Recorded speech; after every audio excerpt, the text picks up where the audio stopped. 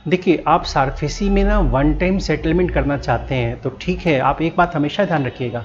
अगर आप obligation commitment को कंप्लीट कर पाएँ तभी वन टाइम सेटलमेंट करें। अगर नहीं कर पाए हैं तो फिर रुक जाइए, वो ओटीएस पे मत जाइए। अगर मान लीजिए 2 करोड़ का लोन है और 2 करोड़ के लोन को बैंक 1.5 करोड़ में सेटिस्फाई करने को कहती है कि चलो 1.5 करोड़ पेमेंट कर दो, और उन्होंने आपको पेमेंट शेड्यूल दे दिया कि ऐसे शेड्यूल के अकॉर्डिंगली 1 मंथ में इतना, सेकंड मंथ इतना, थर्ड मंथ इतना आप पेमेंट कर देना। आपने 1 मंथ पेमेंट किया, 2 महीने पेमेंट किया, मान लो 50 लाख पेमेंट किया, उसके बाद फिर पेमेंट शॉर्ट पड़ गई, आप पेमेंट नहीं कर पा रहे हैं, 1 करोड़ की पेमेंट आउटस्टैंडिंग थी। तो देखिए ऐसे हालात में सिचुएशन बड़ा मुश्किल हो जाता है। बैंक फिर 13(4) के नोटिस को एग्जीक्यूट कर देगी और पोजीशन ले लेगी, और आप डीआरटी में जाएंगे, डीआरटी डिपॉजिट की बात करेगी स्टे देने के लिए, लेकिन आपके पास पैसे ऑलरेडी ख़त्म हो चुके हैं, बैंक को आपने पे कर रखा है, पॉसिबल है आप पोजीशन भी नहीं रुकवा पाएंगे। तो जब यही बात मैं हमेशा कहता हूँ, अगर पैसे हैं पास में,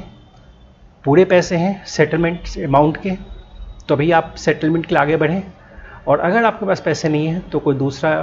अपॉर्चुनिटी को एक्सप्लोर करें, एडवोकेट से बात करें और सिक्योरिटाइजेशन एप्लीकेशन जो है वो फाइल करें